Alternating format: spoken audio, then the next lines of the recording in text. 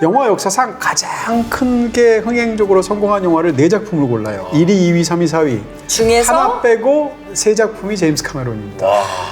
심지어는 1위부터 40위 중에서 20세기 작품은 하나밖에 없습니다.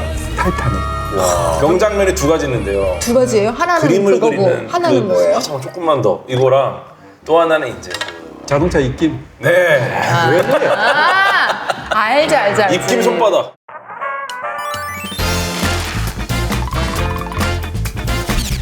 저희가 사실 시즌4를 이미 끝냈는데요. 특별편으로 한번 인사를 드렸죠. 네. 지난번에 에일리언을 한번 깊게 파봤더니 네. 재밌었던 것 같아서 이번에는 한 명의 인물을 깊게 파보자 해서 처음으로 저희가 감독님 한 분을 선정했어요. 바로 제임스 카메론 편을 긴급 편성하게 됐습니다. 네. 사실 올 하반기에 또 최고로 기대되는 작품 중에 하나가 아바타 불과 제죠. 그리고 마침 한 10월쯤에 아바타 물의 길도 재개봉을 앞두고 있다고 해서 하반기에 극장가가 이렇게 파란색으로 물들지 않을까 하는 생각을 하면서 아바타 스타일이에요. 근데 저는 아직 살아계신 분이고 또 지인이시니까 맞아요. 말씀하시기가 좀, 지인? 좀 조심스러운 측면이 있어요. 명절에 뵙기로 하셨죠? 예, 새벽하러 가야죠. 제가. 네. 평론가님은 파이아키아에서 직접 만나서 인터뷰도 하셨으니까 네. 카메론 감독님이 어떤 사람이었는지 뭐 짧게 감독님에 대한 한 줄 평? 새로운 세계를 창조하려는 창작자의 야심을 영화 역사상 가장 화려하게 실현한 사람. 오. 일 중독자다, 완벽주의자다, 맞아요. 현장에서 거의 뭐 빌런이다, 수많은 얘기들이 있죠. 근데 맞아요. 그 당시 제가 만났을 때 제임스 카메론이 68살이셨는데 청년 같더라고요. 와. 그게 너무 놀라웠어요. 네. 그 열정과 호기심은 정말 어느 청년보다도 젊죠. 그렇습니다. 창작자로서 너무 청년 같다라는 것이 가장 큰 인상이었고요. 또 현장에서는 뭐 정말 경우에 따라서는 악마 같은 사람이라고. 그쵸. 유명하죠. 왜냐하면 너무 악명 높죠. 몰아붙이니까. 근데 저한테는 뭐 세상 따뜻한 삼촌 같은 그런 방식으로. 우와, 카메론 인터뷰를 삼촌. 하셨습니다. 아니 그 유명한 말이 네. 제임스 카메론이 걷는 모습을 아무도 본 적이 없대잖아요. 네. 항상 뛰어다녀서. 와, 진짜로. 항상 바쁘게 엄청 감독님인데도 성격이 급해요. 불구하고 네. 그러니까 제임스 카메론은 이런 말을 하더라고. 자기의 워크 그 에토스가 내가 손이 filthy해지지 않으면 난 아무것도 감독한 게 아니라는 손에 뭐가 묻어야 원칙이 돼. 있대요. 손이 더러워졌어야 내가 오늘 감독을 했구나. 그러니까 뭐 조명을 담당하든 뭐 카메라 뭐 소품을 만지든 뭘 하든 다 뛰어다니면서 하시는 수많은 분이라 일화가 있어요. 터미네이터 1편을 찍을 때는 오토바이를 달리면서 배우가 뛰어내리는 연기를 해야 되는데 그걸 본인이 직접 시범을 보여준다든지 180도 도는 걸 보여주면서 네. 이렇게 하란 말이야. 오, 배우가 진짜. 못하는 걸 그 감독이 하는 거예요. 그 다음에 터미네이터 2를 찍을 때는 헬기에서 이제 찍는 부감샷이 있거든요. 그걸 자기가 직접 헬기를 타고 올라가서 헬기에서 찍는 거예요. 물론 최소한의 안전장치가 있었겠습니다만 이런 방식으로 감독 자체가 그렇게 하니까 사실 현장에서 굉장히 분위기가 잡히겠죠, 살벌하게. 이미 터미네이터로 성공을 했잖아요. 그러니까 터미네이터 2 찍을 때 제임스 카메론의 이 악명이 이미 높았던 거예요. 뭐 300데시벨로 소리 지르는 사람. 네네. 터미네이터 2 촬영장에서 스태프들이 티셔츠를 맞췄대요. You can't scare me. 당신은 나를 무섭게 할 수 없다. 겁줄 수 없다. I work for James Cameron. 나는 제임스 카메론 밑에서 일하는 사람이다. 그러니까 내 뒤에 카메론 있다 이거죠. 웬만한 건 무섭지도 않다라는 의미로 단체복을 맞췄다고 이미 나는 그러더라고요. 극도의 극한의 경험을 했다. 최강 보스가 있으니까. 촬영장에서 배우를 너무 몰아붙여서 에디 해리스한테 맞은 적도 있습니다. 제임스 카메론. 어비스 찍을 때 너무 이제 위험한 환경 속에서 물속에서 촬영하는 것들이 많은데 배우한테 너무 과한 걸 요구하니까 배우가 심지어는 잘못하면 익사할 것 같은 직장까지 갔던 거죠. 그래서 에디 해리스가 화가 나서 제임스 카메론을 때린 유명한 일화가 있어요. 이럴 정도인데 자신이 현장에서 아무리 극악해도 영화가 나와서 결과가 좋으면 또 합니다. 배우는 그런 사람들이고요. 케이트 윈슬렛도 나한테 어마어마한 돈을 주지 않으면 나 다시는 당신이랑 일 안 할 거라고 해놓고 타이타닉 끝나고 네. 다시 아바타로 아바타에 만났잖아요. 나왔잖아. 왜냐면 큰 돈 벌어주니까. 큰 돈을 줬나 보다. 또 단순히 돈뿐만 아니라 그쵸. 그 배우로서의 어떤 그런 굉장히 그런 작품 속에 참여하는 거 굉장히 대단한 만족감? 일이죠. 어비스 말씀하셨으니까 그 어비스 때 화장실도 못 가게 해서 그냥 수트 안에다가 하라고 막 그랬을 정도로 배우들을 혹독하게 몰아쳤는데 그때 막 한 배우는 We're not animals. 우리는 짐승이 아니란 말이야 이러면서 도망가기도 했고 하도 그 현장이 혹독하니까 슬레이트에 제목을 어비스라고 써야 되는데 살짝 어뷰즈라고. 고쳐서 어뷰스라고 이건 좀 학대 현장이다 그런 어뷰스라고 농담이 썼던 있었다고. 적도 있었대요. 이분이 근데 40 넘은 나이에 40대 중반에 진짜로 이제 그 마리아나 해구 탐험하러 가고 그랬잖아요. 영화계를 떠나서 한 10년 동안을 정말 탐험가로 살았는데 그러면서 성격이 완전 바뀌었대요. 오 그래요? 그래서 현재는 그렇지 않다. 굉장히 부드러워졌고 그 바닷속 깊은 곳을 이제 탐험하고 다니면서 좀 유해지셨나 봐요. 그래서 아바타 2 촬영장이나 이럴 때는 너무 분위기가 그러니까 달라졌다고. 뭐 젊었을 때는 테토남이었는데 그쵸. 요즘 애견남이 된 아, 제임스 카메론 시작부터 너무 할 얘기가 거죠. 너무 많은데 많아요. 근데 네. 제임스 카메론은 네. 영화사에서 일단 그 이 제임스 카메론이 얼마나 훌륭한 대중 영화를 만드는 감독이냐를 말하기에 앞서서 그냥 네. 간단하게 설명할 수 있습니다. 간단하게 영화 역사상 가장 큰 게 흥행적으로 성공한 영화를 4작품을 골라요. 1위, 2위, 3위, 4위. 중에서 하나 빼고 3작품이 제임스 카메론입니다. 와. 1위가 아바타 1편이고요. 2위가 어벤져스 엔드게임이에요. 네. 3위가 아바타 2고요. 4위가 타이타닉이에요. 심지어는 1위부터 40위 중에서 20세기 작품은 하나밖에 없습니다. 타이타닉. 와. 이럴 정도로 어떻게 생각하면 본인의 기록을 본인이 깨는 맞아. 네, 그런 감독이라고 할 수 있죠. 흥행도 그렇고 제작비의 또 기록도 다 맞아요. 본인이 만들었잖아요. 역사상 최초로 1억 달러의 제작비를 쓴 영화가 터미네이터 2예요. 역사상 최초로 2억 달러가 넘은 영화가 타이타닉이에요. 잘 됐으니까 또. 그쵸. 이게 안 됐으면 이제 사실은 굉장히 힘든 일이었을 텐데 대단하네요. 그럼 어디서부터 얘기해야 돼요? 시간 순서대로 얘기할까요? 차근차근 가야죠 뭐 첫 작품부터. 야, 그러면 우리 제임스 카메론이 태어났을 때부터 얘기해야 되는 거 아니에요? 이분이 아니, 태어났을 때 하늘에서 네, 별이 떨어졌죠. 왜냐면 어린 시절 또 너무 남다르니까 저는 제임스 카메론의 오늘도 중요하지만 정말 어렸을 때 어떤 소년이었는지도 재밌더라고요. 54년생이에요. 1954년생이라서 이제는 70이 넘었죠. 캐나다에서 이창동 감독님하고 동갑입니다. 그래요? 저희 어머니랑 54년생. 생일이 같습니다. 8월 16일생. 오호.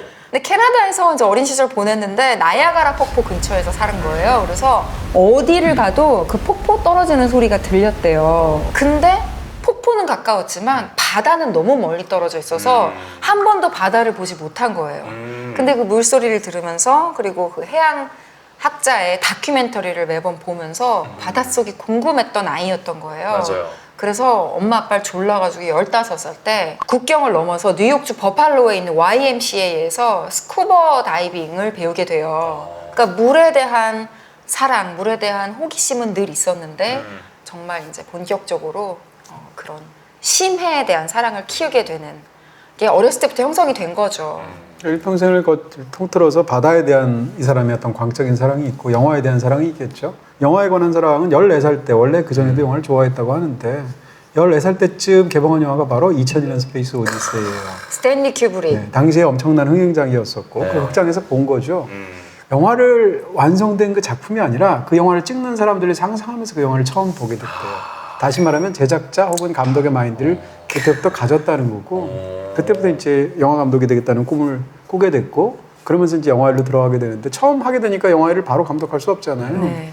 이 사람이 최초로 맡아서 한 일이 소품 담당이었거든요. 뭐 SF 영화 같은 데서 사용하는 뭐 미니어처들 챙기고 뭐 이렇게 하고 또 그다음에 60, 70년대에 이제 그 로저 코만이라고 저예산 영화에선 전설적인 존재인 제작자가 있는데 로저 코만한테 영화를 배우게 됩니다. 그러니까 로저 코만한테 배우니까 저예산 영화니까 모든 거를 다 감독이 혹은 제작자가 다 해야 되거든요. 그래서 촬영하는 방식, 편집하는 방식, 소품 만드는 거, 의상 챙기는 거 이런 것까지 심지어는 믹싱하는 방식까지 다 배워요. 이러다 보니까 우리가 지금도 제임스 카메론 하면 떠오르게 되는 완벽주의적인 면모, 모든 거를 다 본인이 다 하려고 하는 거 이런 것들이 사실은 이런 토양에서 형성이 되었다 이렇게 말할 수 있죠. 그렇군요. 제임스 카메론의 또 큰 특징이 어디 영화 학교를 졸업한 게 아니잖아요. 그리고 사실은 영화에 대한 꿈, SF에 대한 사랑은 있었지만 20대 초반에는 뭐 트럭 운전수도 하고 청소부도 하고 수위도 하고 주유원도 하고 그래서 되게 블루 컬러의 히어로라는 말도 따라다니거든요. 근데 어떻게 영화에 대한 지식을 쌓았냐. 시간이 날 때마다 USC 대학의 도서관에 들어가서 맨날 그 시각효과, 특수효과에 관한 논문을 제록스 복사기로 복사를 계속 한 거예요. 그래서 뭐라고 표현을 하냐면 자기는 복사비가 120달러밖에 안 들었다는 거예요. 120달러의 돈으로 최상위 영어학교에 석사 과정을 다 이수한 거나 마찬가지가 된 거예요. 교수 한 명 뭐 만나본 적이 없는데. 이 사람이 이제 그렇게 해서 결과적으로는 처음 영화를 맡게 된 게 피라냐 2라는 작품 있죠. 네. 본인은 처음에 하는 감독이었으니까 얼마나 아무리 좀 막 찍어내는 그런 영화라도 하더라도 최선을 다해서 했겠어요. 근데 사실상 감독에서 뭐라고 그럴까요? 이제 전권에서 배제가 되고 해고 상태가 되는 거죠. 이름은 크레딧으로 들어갔지만. 그래서 피라냐를 2를 찍고 나서 본인이 결심을 했다는 거예요. 무슨 결심을 했냐면 내가 각본을 내가 찍는 영화는 내가 직접 써야겠다라고 결심을 해요. 왜냐하면 피라냐 2는 원래 각본이 있는 영화였고 고용 감독으로 들어가서 찍은 영화였었거든요. 그래서 사실은 제임스 카메론을 설명할 때 잘 사람들이 얘기하지 않는 것 중에 하나가 제임스 카메론 떠오르는 게 뭐예요? 스펙타클 엄청난 세계를 창조하는 거 이런 거잖아요. 네. 사실은 제가 볼 때 아주 뛰어난 각본가예요. 맞아요. 놀라운 게 이런 정도의 대규모 영화를 계속 만들면서 감독을 하면서 시나리오를 계속 쓰는 감독이 거의 없어요. 예를 들어서 스필버그 한번 생각해 보시고 팀 버튼 생각해 보시면 팀 버튼은 시나리오를 쓴 적이 몇 작품 없고 거의 없고요. 스필버그가 마지막으로 시나리오를 쓴 작품이 이번에 나왔던 자기 가족에 관한 이야기를 다룬 파벨만스를 제외하고 얘기하면 AI예요. 그러니까 21세기에 나온 영화 중에 스필버그가 각본 쓴 게 2작품밖에 없거든요. E.T.도 각본을 안 썼어요. 이럴 정도인데 이 제임스 카메론은 그 피라냐 2를 제외하고 모든 작품을 자기가 각본 쓸 뿐만 아니라 자기가 제작하는 영화도 각본 써요. 알리타 같은 영화까지. 다 그런 건 아니지만 네네. 이런 측면에서 이 사람이 구현하려고 하는 어떤 세계가 있을 텐데 이 세계를 구현하기 위해서 최적의 이야기를 만들어내는 것 같아요. 이런 측면에서 저는 아주 뛰어난 스토리텔러이기도 하다. 맞아요. 자기가 갖고 있는 비전이기 때문에 그 이야기를 잘 풀어낼 수 있는 사람은 그렇죠. 본인밖에 없는 거죠. 그렇죠. 예를 들어서 어떤 영화를 만든다고 하면 쳐보세요. 그러면 블록버스터 영화를 만드는 공식이 있단 말이에요. 네. 공식이 있어가지고 처음에 액션으로 시작해, 볼거리로. 시선을 사로잡고. 그래서 보통 플래시백을 쓰죠. 그래서 영화의 이야기 한 3분의 2쯤 되는 지점에 있는 가장 극적인 상황을 액션으로 막 보여줘요. 그 다음에 이야기를 푸는 방식으로 이렇게 많이 하잖아요. 네. 타이타닉이라는 영화를 보시면 타이타닉에서 우리가 보고 싶은 게 뭐겠어요? 침몰하는 거. 그렇죠. 근데 그게 아니라 갑자기 현대를 배경으로 해서 다큐멘터리처럼 폐선 탐구하는 얘기가 나오고 이런 얘기 한참 나와요. 그리고 나서 할머니가 등장하면 할머니가 이제 에이트 윈슬렛이 수십 년 지났어요. 100살 넘은 할머니가 되는데 플래시백을 통해서 폐선에 관한 소식을 듣자 아 옛날에 나를 사랑했던 바로 그 책하고 떠올리게 되죠. 네. 그럼 이 상황에서 떠올리는 플래시백을 보통 사람이 뭘 넣겠어요? 막 휘몰아치는 상황에서 배가 침몰할 재난 때 영화. 그 사람이 나를 도와주려고 하고 이런 걸 네. 막 넣지 네, 않겠습니까? 그게 아니고 로맨스. 자기가 누드 모델이 됐을 때 딱 자기 자신만을 위해서 그림을 그려주는 제게 눈빛이 플래시백으로 잠깐 나와요. 그러니까 이 사람은 일반적인 이야기에 따라서 첫 장면은 액션으로 시작해야 돼. 중간 이쯤 되니까 3막 구성해서 여기서는 뭘 넣어야 돼. 이걸 고려하는 것이 아니고요. 이야기의 자연스러운 흐름을 먼저 만들어내고 거기에 맞는 시각 스타일을 최상으로 넣는 거예요. 이야기와 볼거리가 그야말로 최상의 방식으로 대중적으로 붙어있는 영화를 만들죠. 이게 가장 큰 장점이 아닐까? 그 말씀하신 타이타닉에서 잭이 로즈를 그려주는 장면에 그 그림은 제임스 카메론이 그린 그림인 거 아시죠? 유명한 네. 얘기죠. 제임스 카메론 어렸을 때부터 너무 그림을 잘 그려서 각종 그림 대회에서 항상 상 받아오고 상금도 받아오고. 그럼 감독님이 보고 그린 겁니까? 당연히 그 장면에서 했으니까 그러지 않았을까요? 항상 근데 예. 그게 예. 이렇게 약간 실루엣만 나와요. 그림이 자세히 묘사되어 있지 않아요. 약간 실루엣이에요. 중요한 건 봤냐고요. 정말 집요해.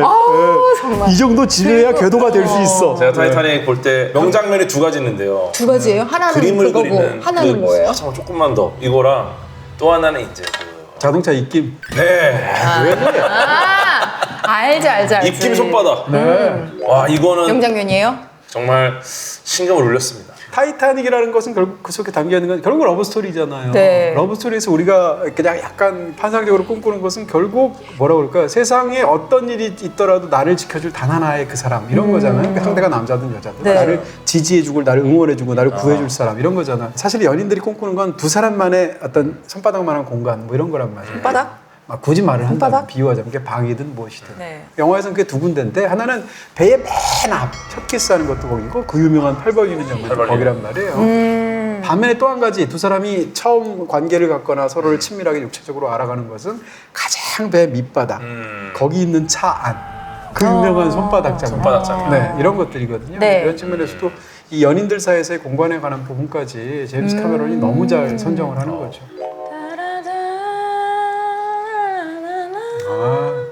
원래 제임스 카메론이 삽입곡을 안 써요. 네. 타이타닉 스코어는 이전까지. 쓰지만 네. 타이틀송은 안 넣으려고 마이 했죠. 핫빌고는 거기에 들어가서 엄청난 성공을 하게 됐고. 셀린 디온. 그게 네.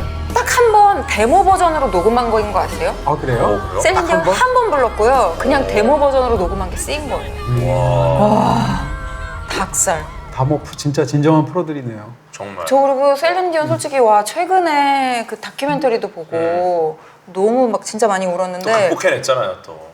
진짜 최근 근황 콜드플레이 그 캠 있잖아요. 네. 거기에 셀린 디온이 잡힌 거예요. 어? 딱 셀린 디온 잡혔는데 사람들이 왜 그 캠 타임 오면 키스캠 타임 오면 네네. 집중해서 보잖아요. 예, 근데 예. 갑자기 화면에 셀린 디온이 나오는데 사람들이 처음엔 누군지 모르다가 막 셀린 디온이야. 근데 그게 계속 보여주는 거예요. 그러니까 전율이만 올라오면서 셀린 디온도 너무 이렇게 어찌할 바를 모르면서 사실 그렇게 큰 환호를 받으면서 그렇죠, 무대에 오른 그렇죠. 지가 오래됐잖아요. 너무 그리운 무대와 그 함성 소리잖아요. 근데 사람들이 여기가 콜드플레이 콘서트가 아니라 셀린 디온 콘서트에 온 것처럼 감사하다고 인사하고 그런 장면을 봤어요. 너무 감동적이겠다. 감동적이에요. 멋있다. 그 셀린 디온이 주제곡을 불렀죠. 타이타닉의 러닝타임이 194분이에요.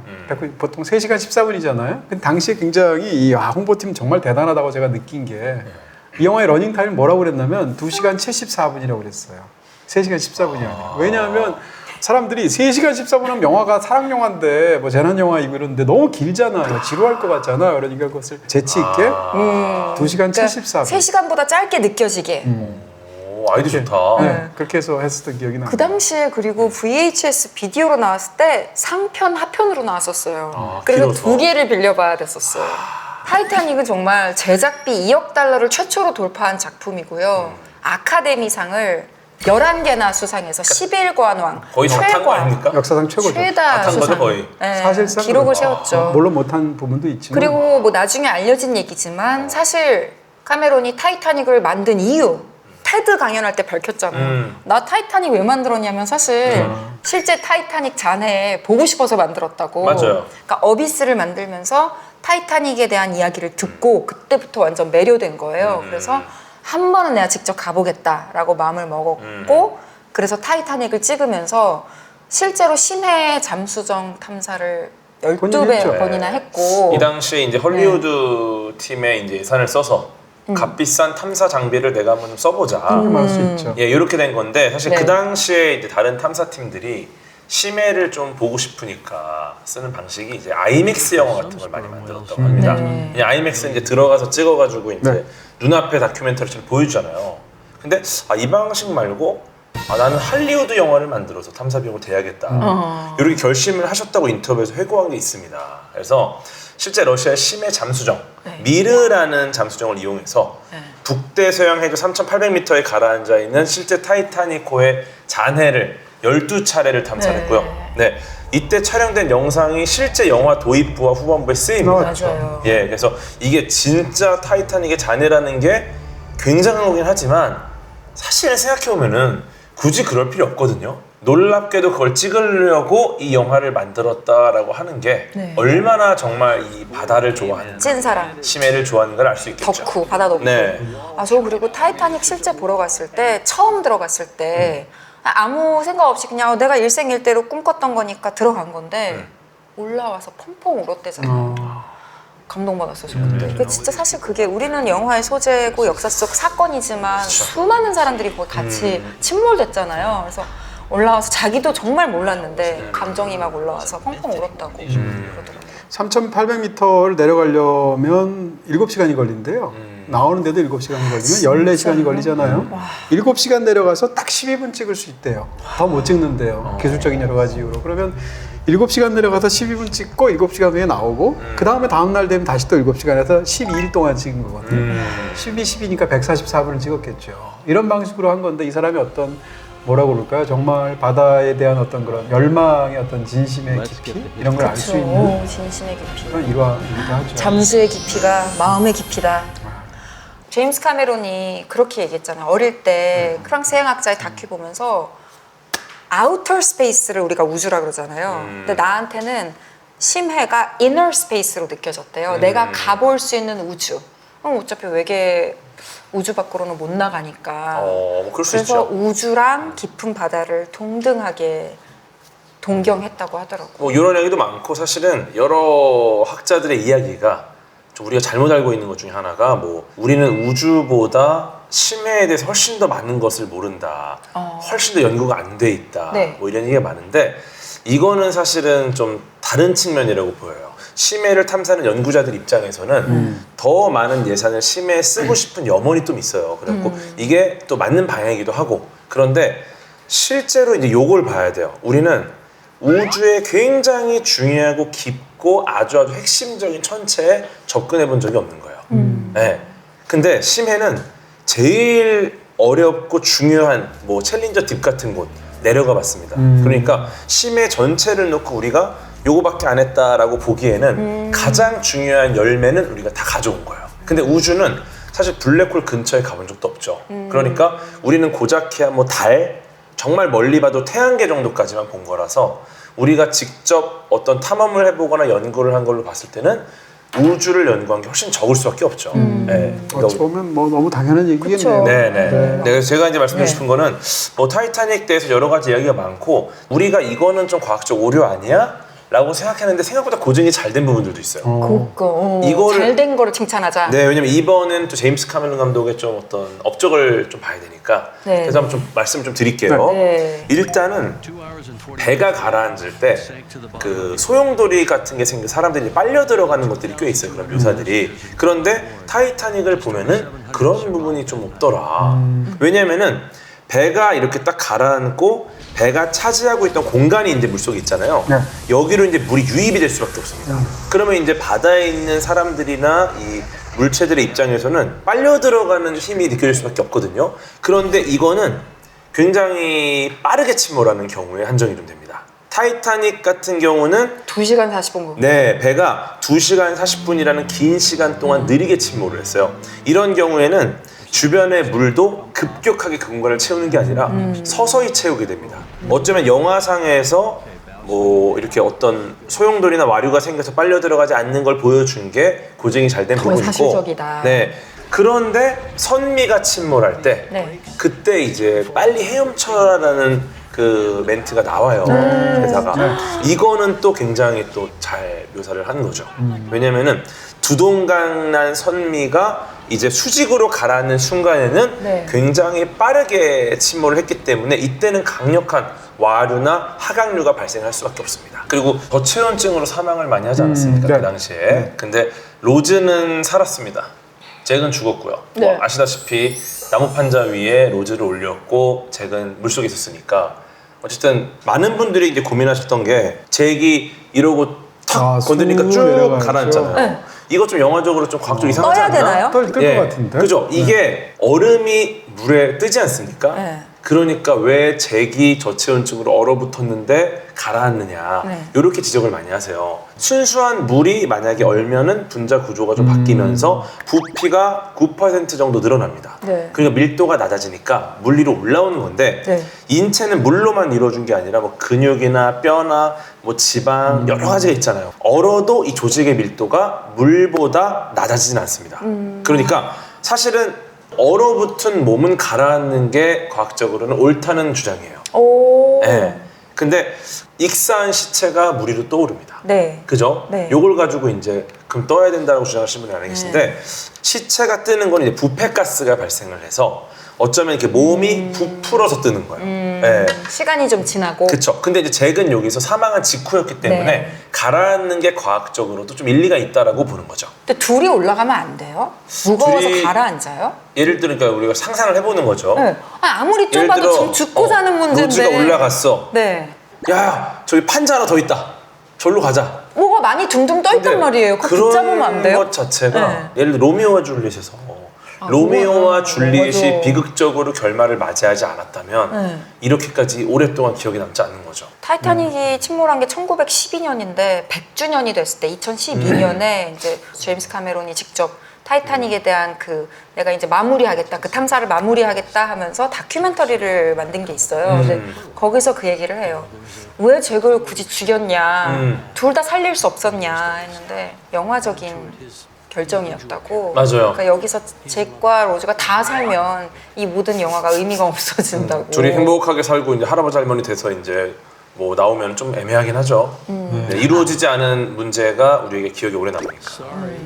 저는 제임스 카메론의 이 타이타닉에 대한 고증은 우리가 아마 트집을 잡기가 정말 힘들 것 같은 네. 게 이미 영화가 나온 지 한참 지났는데도 계속 고증을 하면서 탐사를 하면서 이제 그 100주년 됐을 때 본인의 오류를 본인이 정정했어요. 내가 영화 만들 때 잘못한 게 두 가지가 있는데 두동강이 어디서 났느냐, 몇 번째 굴뚝이었냐를 이번에 더 추가 조사를 해보니 내가 틀렸었다라고. 사실 정말 디테일한 부분이야 네, 이거는. 본인이 직접 예. 고증을 했고 수직으로 90도로 가라앉았던 것도 사실은 20몇 도였대요. 그래서 그거를 정말 디테일 하나까지 우리가 그냥 스쳐 지나갔던 것까지도 본인은 아마 이게 완벽해야 된다는 네. 강박이 있으시니까 틀리지 않게 만들었을 것 저는 같아요. 약간 수집가로서 그것들 어느 정도는 알고 있는데 예를 네. 들어서 제가 갖고 있는 수집품 중에 뭐가 있냐면 타이타닉 그 영화를 찍을 때 촬영했던 1등석에서 사용했던 연회 때 썼던 접시가 있어요. 그걸 이제 이 온라인 경매로 제가 샀는데요. 예. 그리고 실제로 찾아보니까 당시에 타이타닉호에서 썼던 것과 같은 재질과 같은 문양을 갖고 맞아요. 있는 걸로 만든 거죠. 그렇게 야. 해서 접시를 만들었는데요. 그래서 그걸 갖고 있는 것도 뿌듯했는데 제임스 카메론을 만나게 됐잖아요. 네. 사인을 가져갔죠 하셨구나. 그거를. 너무 놀랬겠다. 카메라 감독님이 너무 좋아하면서 이 타이타닉 접시 이러더니 사인을 이렇게 해줬죠. 저희 지금 파이어카 1층에 고스란히 이렇게 딱 보관이 이야, 됐어요. 근데 네. 제임스 카메론으로 영화로도 타이타닉이 기억되지만 레오나르도 디카프리오와 케이트 윈슬렛의 가장 아름다웠던 시절이 기록된 영화 우리가 기억하잖아요. 그렇죠. 사실 명감독하고 가장 많이 일하는 사람이 바로 레오나르도 디카프리오인 것 같거든요. 수많은 감독들하고 다 일하잖아요. 맞아요. 그리고 현장에서 엄청나게 성실하다는 평을 많이 받아요. 근데 이때만 하더라도 약간 20대 초중반이었었고 어렸죠. 네, 그다음에 이제 한참 뭐라고 그럴까요? 본인이 자기는 어두운 영화를 해야 된다는 어떤 취향이 있었대요. 뭐 트라우마 있는 약간 좀 캐릭터. 그거에 좀 배우로서 더 매력을 느꼈을 수도 연기력의 있고. 인정을 또 받기 시작한 시기라서. 그랬는데 타이타닉의 잭의 캐릭터는 지나치게 밝게 형성화돼 있어서 본인이 싫어했다고 그래요. 그리고 심지어는 두 사람 중에서 더 먼저 캐스팅된 것은 케이트 윈슬렛이거든요. 네. 나중에 이제 디카프리오가 들어가게 됐는데 그런 여러 가지 이유로 이 캐릭터가 너무 밝기도 하고 취향이 안 맞는다고 해서 현장에서 계속 이렇게 뭐라고 그러나 틱틱거린 거예요. 그래서 리딩을 해야 되는데 리딩이 일부러 빠진다거나 감독하고 굉장히 말을 안 한다거나 이런 식으로 감정 싸움, 삿바 싸움 이런 걸 많이 했다고 그러고 예.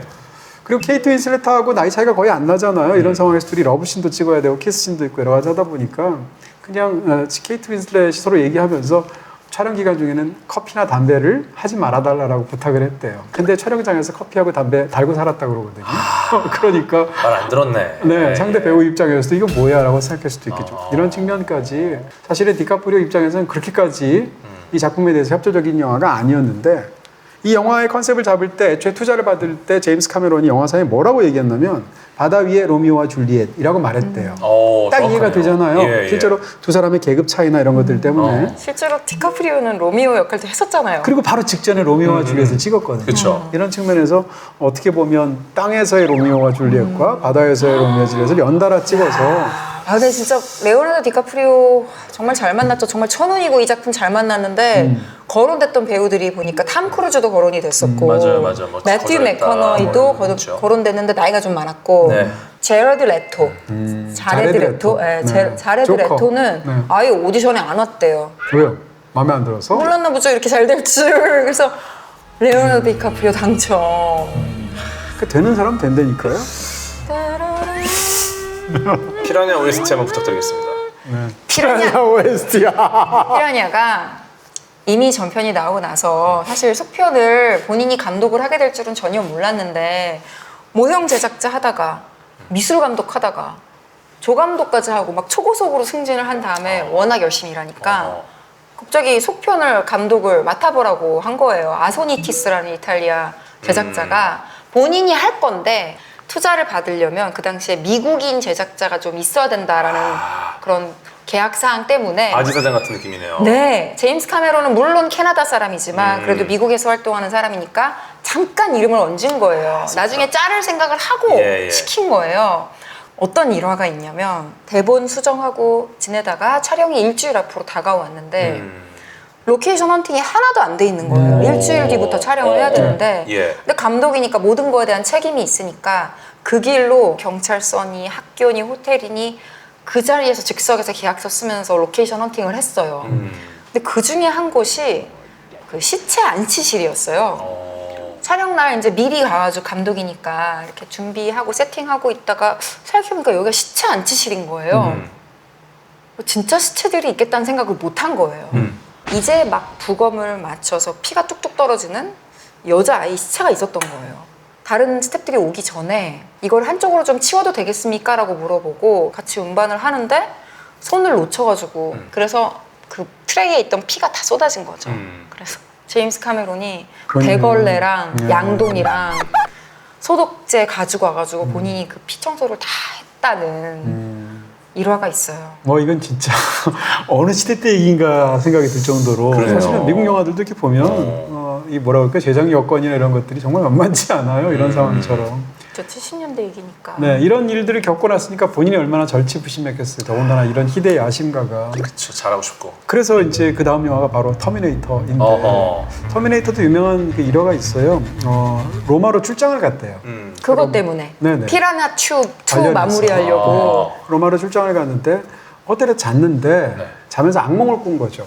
꿈에서 거대한 불길 같은 것이 막 일어나게 되는데 거기서 불길 사이에서 금속으로 된 로봇, 기계 로봇이 나오게 되는데 손에 무기를 들고 있었대요. 이제 그걸 보면서 굉장히 악몽에 시달리다 꿈에서 딱 깨는 순간 가만히 있어봐. 이걸로 영화를 만들어 보자라고 생각하게 됐고 그게 이제 발전시켜서 나온 게 터미네이터거든요. 본인이 피라냐 2 때 경험에 따라 자기가 각본을 쓴다고 그랬잖아요. 네. 각본을 써서 이제 영화사들마다 가서 피칭을 하고. 네, 피칭을 했겠죠. 근데 했을 때 잘 쓴 각본이니까 이 사람도 각본도 잘 쓰니까 이런 상황에서 계약하고 싶어 했던 영화사들이 있었는데 이것을 보통 살려고 했을 때 이 사람이 피라냐 2를 찍은 감독이니까 감독까지 해라고 생각하진 않죠. 왜냐하면 영화도 워낙 그렇고 이 사람은 그렇죠. 검증되지 않았으니까. 그래서 그냥 각본만 팔라고 했는데 각본을 안 파는 거죠. 각본을 $1에 넘기는 대가로 나를 감독을 시켜달라라고 고집을 해요. 모든 권한을 1달러에. 네. 대신 $1에 각본을 주겠다라고 하는 거죠. 그럼 대신 내가 하게 달라. 네. 그렇게 해서 프로듀서가 그것을 오케이를 합니다. 그래서 찍었던 영화가 바로 터미네이터고요. 그렇게 $1를 주고 오케이를 했던 사람이 제임스 카메론의 부인이 되죠. 두 번째 그게 게일앤 허드라는 사람이거든요. 예. 제작자거든요. 이런 방식의 어떤 그런 그 굉장히 드라마틱한 얘기가 있고 영화 역사에 이런 일이 많아요. 로키를 찍을 때 실베스타 스텔론도 그랬거든요. 실베스타 스텔론이 그 각본도 썼단 말이에요. 네.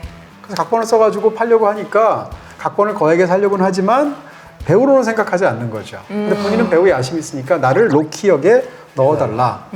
그걸 아니면 각본을 팔지 않겠다 해서 각본을 헐감에 넘기면서 본인이 주연을 했어요. 그래서 인생이 이제 역전된 전설의 배우가 됐죠. 네네. 터미네이터 1편을 보면 이게 저예산 영화란 말이에요. 네. 이 영화 제작비가 당시에 $600만 당시 기준으로도 저예산이에요. 네. 초저예산이라고 할 수는 없습니다만 이게 SF 영화잖아요. 네네네. 그러면 $600만 이 어떤 그 미래와 관련되어 있는 그런 기계인간이 나오는 기계 로봇이 나오는 얘기를 어떻게 찍을 것인가 할 때 그런 걸 보면 이 제임스 카메론이 얼마나 이야기에 잘 맞게 제작비나 환경에 잘 맞게 이야기를 구상하는지를 알 수 있어요. 현재 인간이 미래에 가서 어떤 일을 겪을 수도 있잖아요. 그렇죠, 그렇죠. 반대로 미래 인간이 현재로 와서 어떤 일을 겪을 수도 있잖아요. 그렇죠. 후자를 택하면 돈이 훨씬 적게 들죠. 배경이다 그냥 현재니까. 그냥 미래를 찍을 필요가 없잖아요. 그냥 미래에 왔다고 해놓고 현재에서 찍으면 되니까. 썰만 풀고 그냥. 네, 그런 설정을 통해서 완전히 제작비를 훨씬 더 적게 찍을 수 있고요.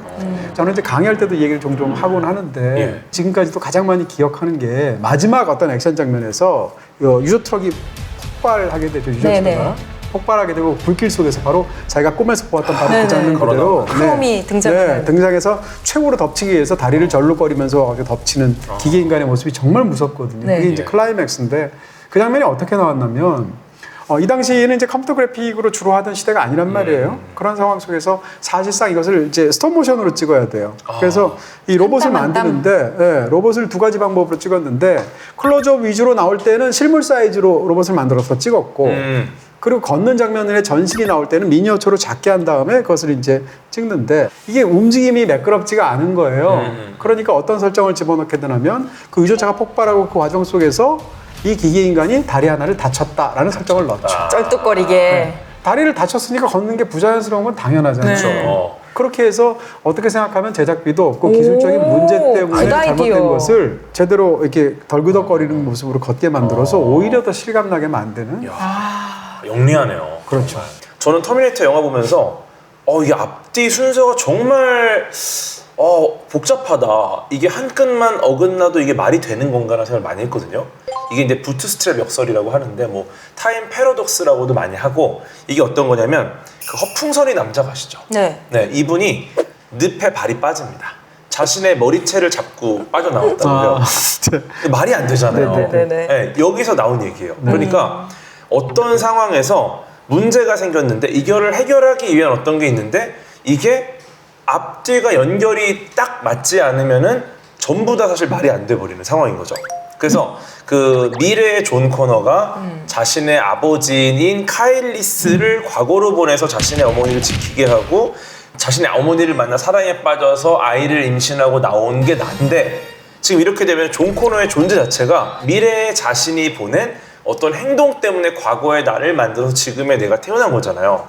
결과가 원인을 만든 거죠. 어떻게 보면. 네, 그러니까 원인이 결과인데 결과가 다시 원인을 만드니까 꼬리에 꼬리를 무니까 사실 어느 지점에서 뭐가 시작했다고 볼 수 없는 굉장히 묘한 역설이 돼버려요. 이 영화로 그리고 사실은 아놀드 슈왈제네거도 정말 연기로 인정받을 수 있는 배우로 거듭났잖아요. 연기를 원래 잘 못하는 배우였잖아요, 원래. 그 전에는 뭐 대사를 별로 안 하는 역할도 많이 했었고. 제가 알기로 이제 연기를 굉장히 잘하는 배우는 아니었는데 오히려 그러니까 이 안드로이드로서의 역할기가 그렇죠. 너무 잘 어울리는 너무 거예요. 타입캐스팅이 근데 또 이제 어색하고. 아놀드 슈워제네거가 예를 들어서 이 바로 나중에 찍게 되는 제임스 카메론의 트루라이즈 같은 영화 보면 코미디 연기도 굉장히 잘해요. 나중에는 굉장히 뛰어나졌는데 이 그 당시에는 당시에. 연기를 못한 게 사실이고 맞아요. 당시에는 이제 사실은 근육 때문에 캐스팅되고 이 영화를 찍을 당시에 아놀드 슈워제네거는 찍은 영화가 다 무슨 코난. 코난. 뭐 그 영화도 재밌지만 뭐 헤라클레스에 관한 영화 이런 몸 영화 좋은 어떤 주인공 그렇죠. 등장하는. 다 그러다가 벗고 여기- 나오는 헐 벗고 나오는. 예. 이 아놀드 슈워제네거 입장에서도 전기를 맞았고요. 원래 아놀드 슈워제네거가 터미네이터 역이 아니었다는 건 아세요? 아니죠. 그래요? 네. 전혀 아니었죠. 이 영화에 보면 사실은 지금 기억도 안 나는 남자 주인공이 카일이라는 미래에서 온 남자인데 네, 맞아요. 카일 역이 원래 아놀드 슈워제네거였던 그래요? 거. 원폰의 아빠죠. 네. 그러니까 그쵸, 같이 네. 도망을 그러니까 다니고 맞아요. 1편에서는 공격하는 터미네이터가 이제 아놀드 슈왈제네거였어요. 터미네이터 1 때만 하더라도 터미네이터는 악역이고 그쵸. 그 카일리스가 선한 영웅이잖아요. 그렇죠. 그래서 원래는 이제 아놀드 슈왈제네거 회사 입장에서도 주인공 역을 염두에 두고 있다고 하니까 그 카일리스 역인 줄 알았던 그래도 크다고 거예요. 생각했죠. 네. 근데 이 제임스 카메론 감독 입장에서는 아니 카일리스가 아놀드 슈왈츠제네거만 하면 도망갈 이유가 터미네이터는 더 커야 되잖아요. 그 도망갈 이유가 없는 게 오면은 일로 와. 일로 그래서 와, 좀 맞자, 자기 이러면 되니까. 카일리스 역으로 염두에 두고 이제 약속을 잡은 건데 딱 만난 자리에서 아놀드 슈왈츠제네거가 이 빌런에 대한 얘기, 터미네이터에 대한 얘기를 미친 듯이 열정적으로 한 거예요. 갑자기 이 남자 얼굴을 보는데 광대뼈가 탁 대칭이고 뾰족하고 얼굴이 너무 기하학적으로 신기하게 생긴 이마에도 근육이 있는 거예요. 그쵸, 그래서 그쵸. 돌아가서 전화를 하죠. 이 사람 카일리스로 절대 안 되고 터미네이터를 찾았다고. 그러니까 뭐 찐이는 알아보는 케이스. 그러네요. 네. 그러면서 둘이 완전 다음 작품들까지 같이 하는 절친이 되죠. 그래서 2에서 진정한 주인공으로 거듭나죠. 그렇죠. 예, 그것도 너무 신기한 것 같아요. 그러니까 악의 편이었다가 똑같은 맞아. 모델이 2에서는 이제 우리를 도와주기 위해 왔다라는 거가 사실 너무너무 재밌는 이 서사를 갖고 있는 거고 심지어 2에서의 그 액체 인간은 와 너무 무서웠어요. 그렇게 이렇게 은색 그 방울이 이렇게 네. 이렇게 되면서 그렇죠. 그 엘리베이터 사람 장면. 로봇 선이 검으로 변해가지고 네. 엘리베이터 쫙 여는 장면이 있잖아. 그리고 그 감옥 창살 같은 거 이렇게 뚫고 네, 나오고 머리가 돌로 쪼개지는 장면. 그러니까 터미네이터는 딱 그 맛이었거든요. 야 저걸 어떻게 죽이지? 1편에서 터미네이터가 아군이 있다는 건 너무 든든한데 2편의 새로운 악당이 너무 강력하니까 와 이거 답이 없겠다. 그러니까 터미네이터 2가 그렇게까지 성공하게 된 여러 가지가 있겠죠. 지금 말씀하셨던 특수효과 역사에서 몰핀 기술을 가장 효과적으로 너무 극적으로 쓴 케이스. 최초의 영화는 아니에요. 조지 예. 루카스가 만든 윌로우라는 영화가 있는데 윌로우가 벌써 몇 년 전에 그 몰핀 기술을 썼단 말이에요. 근데 가장 극적으로 가장 드라마틱하게 너무 멋지게 썼고요. 영화 역사도 그렇고 음악 역사도 그렇고 이제 당연히 아날로그에서 디지털로 바뀌는 어떤 변곡점이 있겠죠. 그 변곡점에서 가장 중요한 역할을 했던 작품 중에 하나가 바로 터미네이터 2인 거예요. 캐릭터가 서서히 바뀌는 거, 대표적으로 헐크 같은 캐릭터죠. 평상시에는 일반적인 또 다른 몸을 갖고 있는 배우가 연기하다가 헐크로 변할 때는 어떻게 하느냐? 그냥 물리적으로 하는 거거든요. 조금씩 분장을 바꾸고 이렇게 만든 다음에 그걸 디졸브로 쭉 연결을 하는 거죠. 이런 방식으로 해서 변신을 영화 속에서 표현했단 말이에요. 근데 터미네이터 2가 나오고 나서 물론 그전에도 있었지만 터미네이터가 2가 나오고 나서 디지털 방식으로 하죠. 그러니까 변신 전이 있고 변신 후가 있다고 했을 때 변신 전과 변신 후를 수학적으로 계산을 하죠. 계산값을 준 다음에 그것을 디지털로 해서 변신이 일어나는 방식으로 사용하잖아요. 지금 다 그렇게 하잖아요. 그렇죠. 터미네이터 2가 나온 게 1991년도고 그리고 1, 2년 있다 나오게 주라기 공원이에요. 원래 주라기 공원을 스티븐 스필버그는 공룡을 스톱모션으로 찍으려고 했어요. 원래는. 왜냐하면 기술적인 문제가 있다고 생각해서. 문제 힘드니까. 근데 터미네이터 2를 보고 나서 아 이걸 디지털로 해도 되겠구나라고 확신을 했다고 그래요. 그래서 주라기 공원이 나오게 됐고요. 그 2년 뒤에는 바로 토이스토리가 1995년도에 나오거든요. 그러니까 지금 디지털 시각 효과의 가장 혁명적인 변화는 터미네이터 2 91년도에 시작해서 4년 뒤인 95년도 토이스토리까지 이 4년 동안 이루어진 거예요. 그 이후로는 지금 우리가 다 보는 그런 시각 효과들이거든요. 토이스토리 같은 경우가 이제 최초의 풀 3D 애니메이션이잖아요. 그렇죠. 근데 이것도 사실 기술적으로는 좀 완성도가 좀 떨어지다 보니까 근데 이거 되게 아이디어가 좋은 게 인형 장난감들. 그러니까 얘네들이 사람처럼 움직이기는 쉽지 않잖아요. 툭탁거려야죠. 이 당시의 기술이. 그러니까 앤디는 거의 나오지 않고요. 실제 장난감들이 막 이렇게 움직이는 거가 사람같이 느끼진 않죠. 그래서 굉장히 영리하게 저는 또 만드는 작품인 것 같아요. 그래서 픽사의 초기 영화들 보면 인간이 주인공이 아니었었거든요. 맞아요. 그러다가 이제 어느 정도 기술이 쌓이게 되면 바뀌게 되죠. 피터 잭슨 반지의 제왕 3부작 이런 것도 다 이 터미네이터 때 다져놓은 CG 기술이 있었기에 가능했던 그러니까 거죠. 최고들끼리 서로 영향을 주고받는 거예요. 스탠리 큐브릭이 영향을 주고받아서 어린 제임스 카메론이 그런 영화를 만들게 됐고 조지 루카스의 스타워즈를 보고 영향을 받았죠. 그렇게 해서 터미네이터 2를 만드니까 이번엔 스필버거가 영향을 받아요. 그 주라기 공원이 나왔죠. 그 다음 토이스토리 나오죠. 이렇게 시간적으로 흘러가게 되고 그러다가 반지의 제왕이 나오니까 반지의 제왕을 보고서야 비로소 아 골룸이라는 캐릭터가 가능하구나라고 카메론이 생각했대요. 맞아요. 그래서 만들게 된 게 아바타예요. 왜냐하면 아바타가 기다리고 있었으니까 아바타 만들려고. 디지털 캐릭터를 만들 그런 상황이 안 됐다고 생각했는데 아니 피터 잭슨이 했잖아. 그럼 되겠네라고 해서 만들었다. 미세한 근육이 다 표현이 되네. 네. 이 제임스 캐메론이랑 같이 계속 특수 효과 한 사람이 스탠 윈스턴이잖아요. 같이 회사도 전설이죠. 차리고, 그러니까 뭐 에일리언 2도 같이 했고 한데 주라기 공원 만들 때 스티븐 스필버그가 자문을 구하러 스탠 윈스턴을 찾아왔대요. 그랬더니 스탠 윈스턴이 4m짜리 외계인도 만들었는데 내가 공룡은 못 만들겠냐고 그렇게 대답을 했대요. 그런 어떤 특수 효과에서의 일이 있을 것이고. 그다음 아까 말씀드린 것처럼 이 사람이 제임스 카메론이 얼마나 이 브라이트하고 이 반짝반짝하는 사람인가를 말해주는 또 다른 어떤 그런 부분이라고 저는 생각할 텐데 이 터미네이터 2가 이야기로도 굉장히 재밌어요. 그 이유 중에 하나가 우리 편을 지켜야 할 로봇은 상대적으로 낮은 단계의 로봇이에요. 상대가 훨씬 더 센 로봇이에요. 항상 좀 약간 낮은 등급으로 그렇죠. 싸우게 되죠. T800가 T800이 T1000을 이기는 이야기잖아요. 그렇죠. 그러니까 애초에 이 이야기 속에서 이미 벌써 사람들을 굉장히 자극하게 만드는 조마조마하게 만드는 설정이 있다는 것이고 또 한 가지는 1편이 그렇게까지 성공 600만 달러를 집어넣어서 10배 이상의 성공을 거뒀단 말이에요. 이 사람을 넣어야 되는데 아니 1편에서 죽었잖아요. 더군다나 1편에서 악당이었잖아요. 새로운 이야기를 만드는데 2편에서의 터미네이터는 우리가 아는 좋은 로봇이지 않습니까? 그렇죠. 그럼 캐릭터 붕괴가 일어나는데 어떻게 다시 섭외할 수 있겠어요? 사실은 이 터미네이터 2 만들기 한 2, 3년 전에 나왔던 에일리언에서 이 방식을 썼어요. 제임스 카메론이. 에일리언 1편을 보면 에일리언 1편은 그 리들리 스콧이 만들었잖아요. 2편을 바로 이 제임스 카메론이 만들었잖아요. 1편에 애쉬라는 로봇 캐릭터가 있어요. 처음엔 로봇인지 모르다가 나중에 인조인간인 게 드러나게 되는. 그 다음에 2편에도 비숍이라는 역시 로봇이 있죠. 근데 애초에 비숍이라는 이름을 지은 것도 1편에 애쉬가 나오니까 A로 시작되니까 이번엔 B화해서 비숍으로 지은 거예요. 그 다음에 이 에일리언 시리즈에서 이 로봇이 하는 일은 에일리언을 해부하거나 이렇게 검사하거나 이런 일들을 한단 말이에요. 근데 비숍이 등장해서 애쉬랑 똑같은 일을 해요.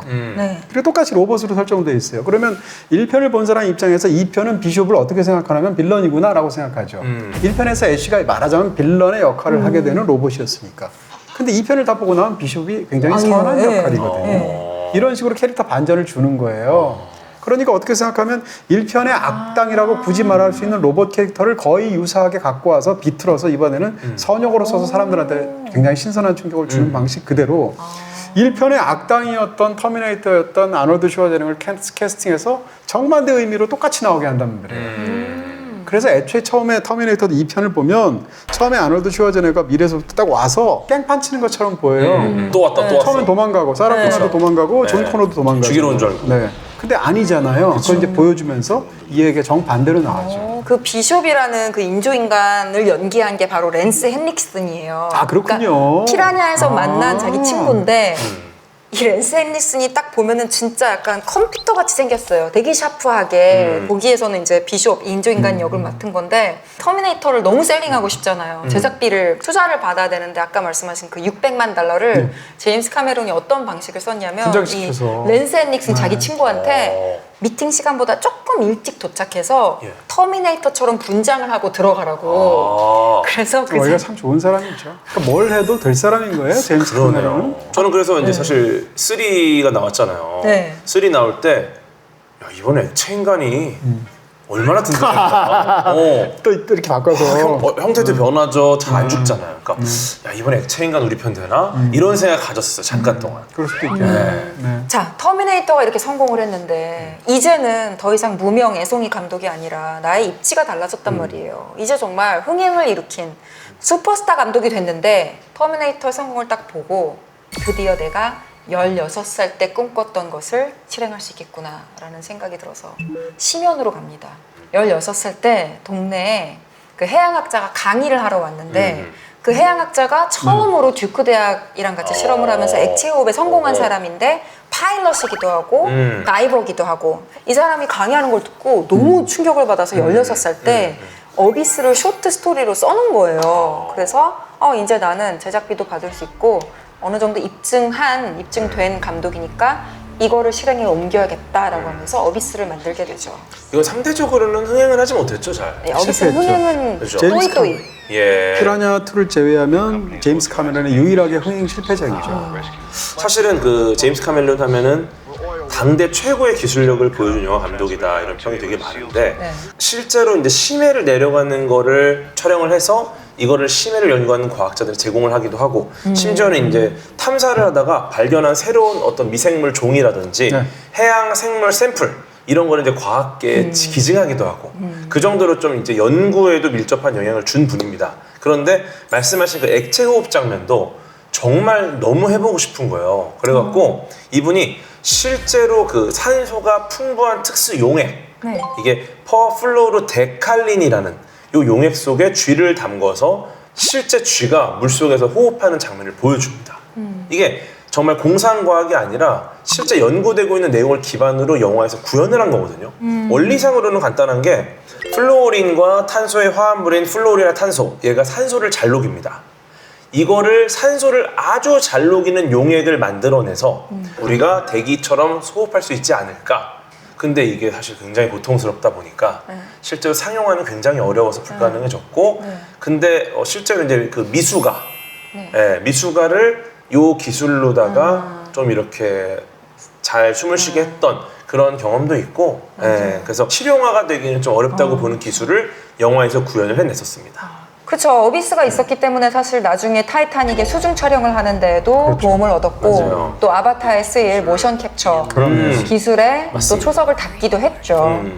오랫동안 이 아바타에 대한 스토리를 갖고 있었고 비전을 갖고 있었지만 사실 기술이 뒷받침이 안 돼서 기술력이 따라오질 못해서 계속 미루고 타이밍만 보다가 때가 됐다 싶어서 실행에 옮긴 작품 아바타. 너무 충격적이지 않았나요? 아바타는 제가 기억하는 게 그 당시 아바타라는 단어를 많이 썼습니다. 카페 아바타도 있었고. 프리첼. 네. 근데 저 영화 이후로 아바타라는 단어가 아예 바뀌었어요. 그전에 약간 아바타였는데 이 영화 나고 아바타 이렇게 바뀌었어요. 그게 뭐야? 아바타. 그게 무슨 차이가 있어요? 무슨 말이에요 이게? 어쨌든. 그리고 그 당시에 그 영화관에서 아바타를 보고 아이맥스를 보고 온 사람들 있잖아요. 네, 봤죠. 약간 우울증에 걸릴 정도로. 왜요? 아바타 속 세상이 형형색색 너무 아름다워. 영화가 끝나고 현실로 돌아오니까 잿빛이요? 몸이 건조해? 현실이 너무 무미건조하고 너무 잿빛이다 보니까 너무 안 예쁘다 세상이. 그래서 우울증에 걸린 진짜요? 친구들이 있었어요 실제로. 아바타 블루라고 하는구나 그거를. 정말 그런 느낌이 있었어요. 그래갖고 와 우리 세상도 저렇게 예쁜 형형색색의 생명체들이 막 있었으면 좋겠다.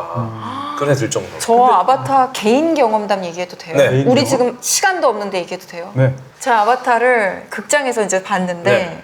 조카랑 같이 봤거든요. 그 당시에 한 5살, 4살 이때쯤 네. 남자 조카인데 얘가 조그마니까 내 무릎 위에 앉아서 봤어요. 그래서 그 긴 시간 내내 무릎 위에 아이를 안고 이렇게 봤는데 얘가 이 영화가 너무 진짜 재밌는 같고 거예요? 몰입감이 오. 있으니까 네. 영화에 나오는 장면마다 움찔움찔. 몸을 움찔움찔하는 거예요. 근데 그게 너무 귀여웠어요. 4DX로 오셨네요. 예. 그쵸. 살아있는 올가닉한 4DX로 본 건데 정말 뭐 이 아이도 그 세상에 빨려 들어간 거고 저도 사실 쉽지 않은 4DX로 스토리인데. 너무 정말 인상 깊게 충격적이었어요, 봤었죠. 정말. 아바타라는 말 자체는 원래 그 힌두교에 쓰는 말이에요.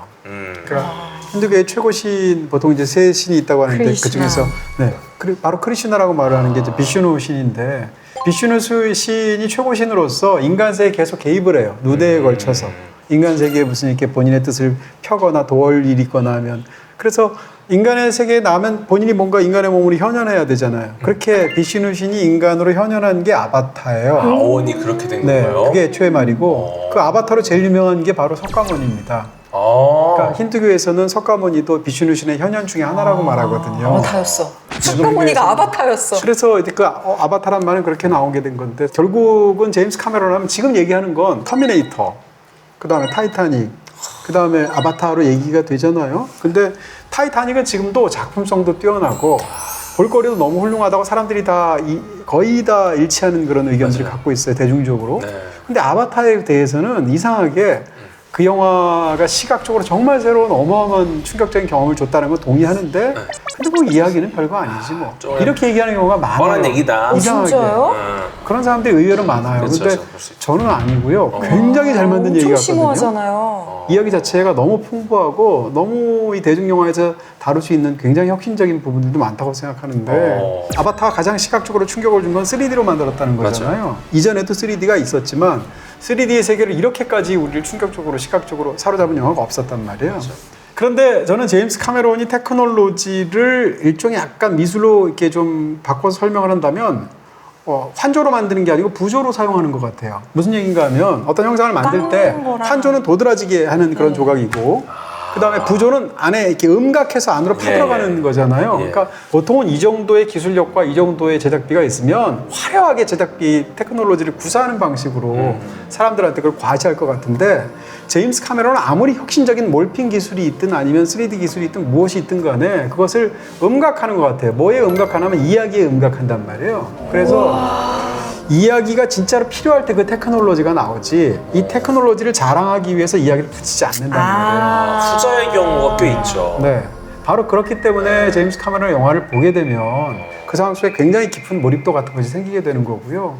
솔직히 아바타를 생각하면 파란색의 피부에다가 무슨 눈동자는 노랗죠. 얼룩말 맞아요. 줄무늬 있죠. 키 엄청 크죠. 이러니까 간이 안 좋아요, 되게. 그래서 아바타들이 그런 눈 때문에. 눈이 그냥 많이 안 그러니까 네이트리나 뭐 제이크가 아바타일 때 둘이 사랑하고 이런 걸 보면서 이입하기가 사실 어렵단 말이에요. 그렇죠, 왜냐면 인간하고 너무 다르니까. 근데 그 영화를 조금 보다 보면 너무 깊게 이입이 되거든요. 그 이유는 시각 효과로서의 기술이 뛰어나이기도 하지만 그 시각 효과를 최상의 방식으로 음각시켜서 끌어들이는 이야기가 있기 때문이다. 라고 저는 생각해요. 근데 기술적으로도 굉장히 뛰어난 게 사실은 이 제임스 카메론 감독이 인간의 두 눈으로 세상을 보는 것과 동일한 방식으로 촬영하려고 아예 새로운 카메라 시스템 기술을 만듭니다. 네, 그래갖고 그 인간이 두 눈으로 세상을 보니까 깊이를 인식하잖아요. 그렇게 해서 두 개의 렌즈로 촬영해서 깊이감과 현실감을 극대화하는 촬영을 하거든요. 네, 그래서 실제로는 기술적으로도 굉장히 뛰어난 접근을 했고 근데 놀라운 게 나사에서 큐리오시티 탐사선을 보내는 시기에 어떻게 하면 더 화성을 잘 찍을 수 있을까? 카메라 탑재되니까. 네. 이거 관련해서도 제임스 카멜론 감독님의 자문을 받았던 것도 있어요. 네, 그래갖고 어떻게 하면 넓은 화각으로 화성을 찍을까? 대중의 흥미를 유발할 수 있게 촬영을 할까 했는데 결과적으로 이제 탑재 그 새로운 카메라의 탑재는 무산이 됐지만 그 정도로 정말 이 과학계에서도 제임스 카메론 감독님에게 관심을 가질 정도로 맞아요. 정말 임팩트가 있었다는 거죠. 그 카메라 기술에 대해서. 네. 네. 3D 기술을 가장 대중들한테 충격적으로 신선하게 흥미롭게 보여주는 방식이 있다면 어떤 감각일까를 생각해 보는 거예요. 물론 이제 그것은 시각의 방식으로 보게 되지만 그 세계가 정말 우리가 판도라라는 행성이 존재하지 않잖아요. 그쵸. 근데 보다 보면 거기에 식생부터 시작해서 동물에서 수많은 것들이 맞아. 정말 있는 것 같잖아요. 진짜 같아요. 그러면서 그것을 어떤 방식으로 하냐면 촉감으로 강조한단 말이에요. 어. 그래서 이야기를 보면 촉감으로 하는 것이 단순히 제스처가 아니라 이야기 속으로 끌어들여요. 예를 들면 그 하늘을 날아다니는 이크란이라는 괴수같이 생긴 네네네. 네, 괴조같이 생긴 것을 날아다닐 때도 결합하는 방식에서 촉감이 굉장히 중요하죠. 그렇죠. 그 다음에 서로 연인끼리 얼굴 쓰다듬는 같은 장면들 같은 거 이런 것들 촉감에서 굉장히 넣고 댕기머리로 경결해가지고. 그렇죠. 그런 어떤 촉각의 사실감을 굉장히 3D로 강조를 하는데 그걸 이야기 속에서 가장 강력하게 넣는 방식은 주인공은 몸이 부자연스럽다라는 설정을 넣는 거예요. 거기를 보시게 되면 맞아요. 애초에 판도라 행성을 가기 위해서 좁은 캡슐에 타고서 6년을 날아가거든요. 그 사이에는 전혀 촉감이라든지 이런 것들을 못 느끼는 옴쭉달싹할 수 없는 그런 상태가 되겠죠. 그 사람이 6년 동안 캡슐에 들어가서 여행을 해서 거길 도착했단 말이에요. 도착했는데 자기는 잘 알지도 못하는 형 대용으로 자기가 간 건데 거기서 아바타를 자기의 어떤 그런 것으로서 움직여서 마음껏 뛰어다니는 장면들 같은 것이 처음 전개가 되는데 달려가죠. 네. 그러니까 이 격차를 강조하는 거죠. 평상시에 예를 들면 우사인 볼트 같은 사람이 아바타로 해서 활동을 한다면 이 정도로까지 얘기가 흥미롭지 그쵸, 않죠. 그쵸. 근데 이 사람은 몸이 부자연스럽고 또 6년 동안 움직일 수가 없었고 하니까 이걸 극단화시키는 이야기의 틀과 캐릭터라이징을 하는 거예요. 이런 방식으로 만들거든요. 아, 그러고 보니 굉장히 대단한 이야기네요. 그렇죠. 그 다음에 저는 이 얘기가 가장 재밌는 게 사실은 아바타의 이야기를 이 몸이라는 키워드로 보면 재밌는 게 한두 가지가 아니고 굉장히 흥미로워요. 저한테는 어떤 몸을 선택할 것인가에 관한 이야기야. 이렇게 저는 말하고 싶거든요. 아바타에 이제 다 보셨으니까 마지막 장면을 보면 예. 이 나비족들이 막 이렇게 의뢰를 펼치게 되는데 예. 거기에 의식을 잃고 쓰러져 있는 두 몸이 있어요. 네. 맞아요. 하나는 제이크 설리의 인간 몸, 하반신이 마비되어 있고 움직일 수 없는 몸이고 또 하나는 아바타인 제이크 설리의 그 몸이 있어요. 두 몸이 있는데 그 중에서 이제 어느 걸 살려낼지 막 이렇게 하다가 마지막 순간이 되면 둘 중에서 아바타가 눈을 딱 뜨면서 그게 클로즈업 되면서 끝났죠. 더군다나 그 악당인 퀴리치 대령이 뭐라고 그러냐면 네가 내 말 잘 들으면 지구로 돌아가서 몸을 제대로 치료해주겠다고 고쳐주고 그러죠. 진짜 다리를 주겠다고 해요. 그러면 제이크 설리는 만약에 대령편에 섰더라면 돌아가서 자기의 원래 지구인 몸을 가질 수도 있었어요. 근데 이 사람은 자기의 원래 지구인 몸을 선택하는 게 아니라 아바타의 몸을 선택하는 거거든요. 이게 또 가상현실도 아니잖아요. 실제 그쵸. 물리적인 어떤 그런 유기체잖아요. 네. 이런 측면에서 몸을 선택하는 이야기를 보면 이게 굉장히 재밌거든요. 몸이 또 좀 잘생겼어요. 키도 크고. 저라도 그걸 택할 네, 것 같아요. 예를 들어 아, 그래요? 조금 추남 아바타였으면은 네. 아, 대령편에 붙어야겠다 이럴 수도 있어요. 그거가 치료가 잘 된다는 보장도 할 수 없거니와 가면은 맨날 일해야 되는데 여기서는 딱 필요한 만큼만 일하고 필요한 만큼만 좀 채취하잖아요. 인기도 좀 있었습니다, 실제로. 인기 있죠. 그러니까 제이크? 그러니까 나비족 쪽에서 약간 차오는 느낌이 있거든요. 아 그리고 나는 트루크 막토잖아요. 다 떠나서 내가 트루크 막토인데 왜 그 대령 밑에 들어가서 일해요? 그렇죠. 원래 처음에는 차원이었으면 몰랐지만. 원래 몸으로 갔을 거예요. 네. 그 사실 판도라 행성 자체가 네. 실제로 지구에서 가장 가까운 항성계 알파 센타우리 뭐 A 안에서 뭐 어쩌고저쩌면서 막 되게 구체적으로 뭔가를 설정해 놨어요. 네. 그리고 여기서 할렐루야 산 있잖아요. 네. 공중에 떠 떠 있습니다. 있어요. 네. 이것도 초련도체를 이용한 기술로 이렇게 마이스너 효과로 이렇게 포크로 찍은 것처럼 고정이 돼 있는 거예요, 허공에. 이런 것들이 되게 과학적인 어떤 기반을 가지고 설명한 배경들이고요.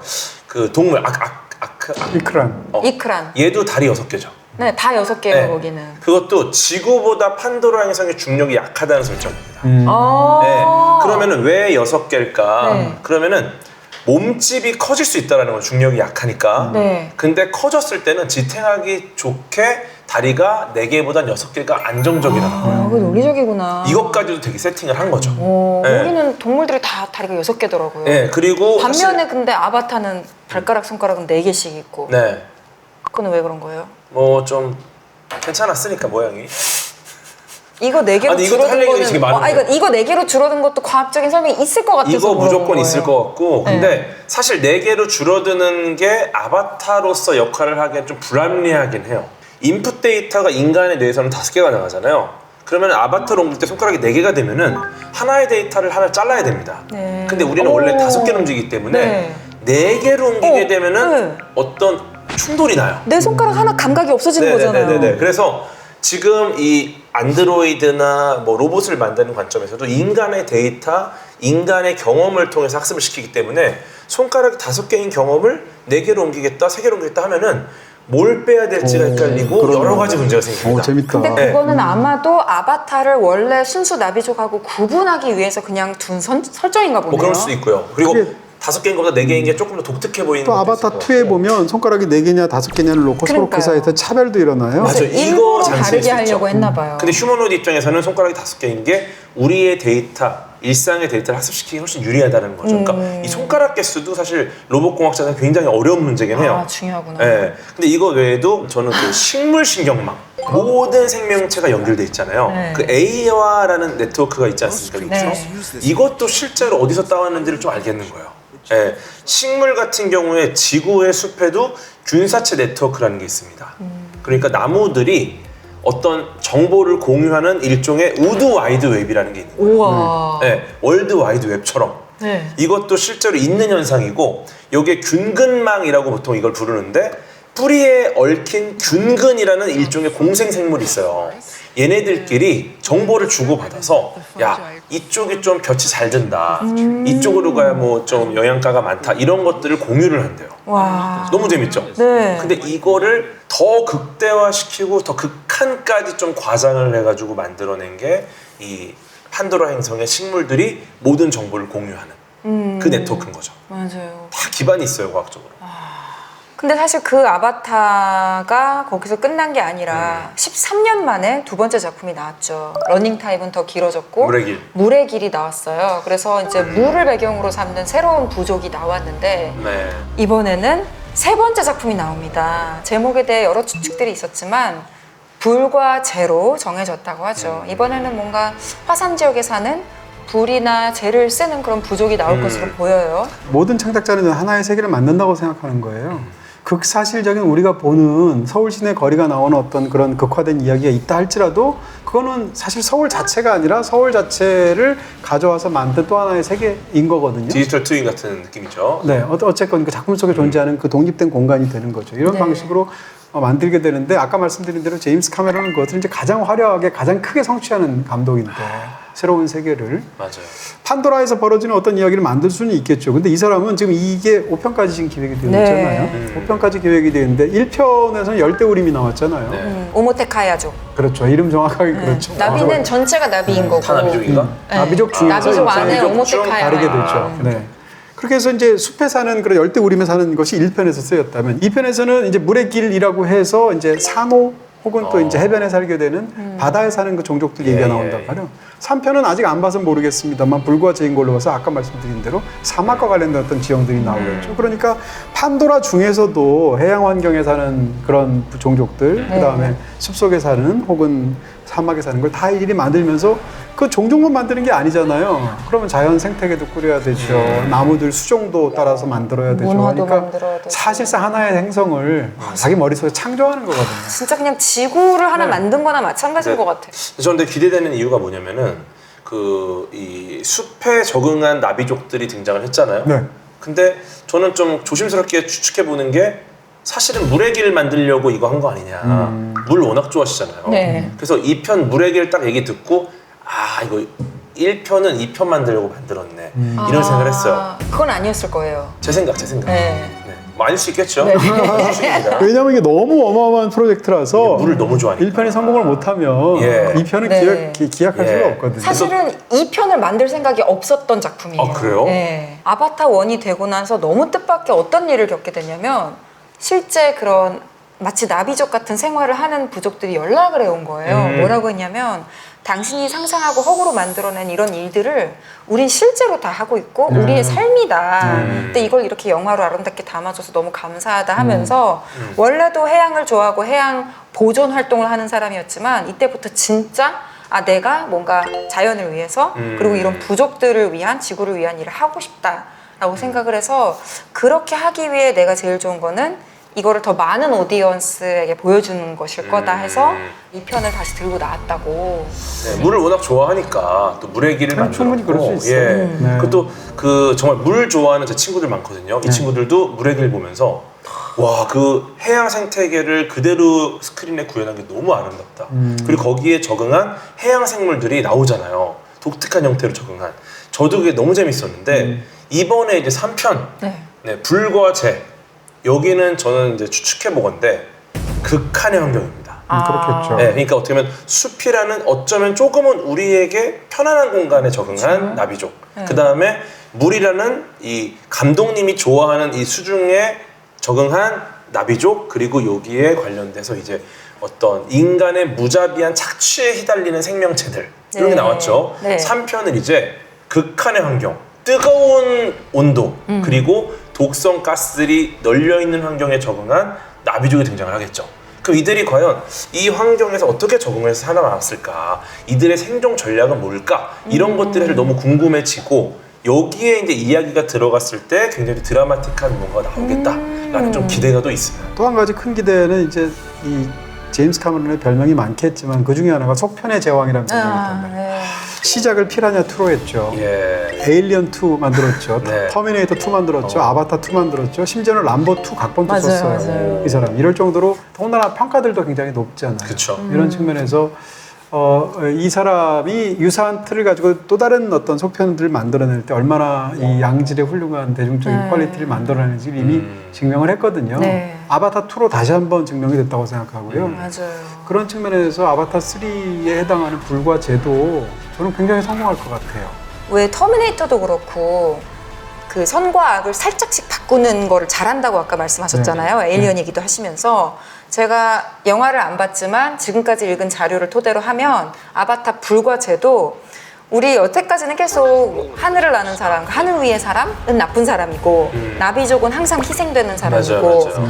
그게 명확했는데 이 불과제부터는 살짝 바뀐다고 하더라고요. 악한 나비족이 나오겠죠. 네, 아마? 그러니까 조금 트위스트가 있을 거라고 해서 왜냐면 기대가 인간과 되더라고요. 나비족, 뭐 욕심과 나비족 이런 게 좀 붙었었는데 나비족 중에도 이제 약간 좀 그쵸, 불순분자들이 있겠죠. 분명히 좀 상태 안 좋은 분들이 그리고 있을 겁니다. 자연이라는 것도 우리는 항상 자연은 보호해야 되는 대상이고 보존해야 되는 거지만 불, 화산 이런 거 얼마나 무서워요. 그래서 재난. 우리에게 뭔가 아름다운 것을 창조해주는 존재이기도 하지만 두려우면서 파괴적인 존재라는 그런 양면적인 게 조금 더 드러날 거라고 하더라고요. 4편까지 기획된 영화를 스토리 구조를 그대로 다 가져갈 리가 없어요. 그쵸, 그쵸. 그런 상황에서 3편이 또 흥미롭게 느껴지는 부분이 불과 재. 또 저희 뭐 특별편 있나요? 예정된 거? 시즌 5 들어오기 전에? 이제 빨리 5 준비해야 되지 않을까요? 네. 주제가 또 굉장히 재밌던데.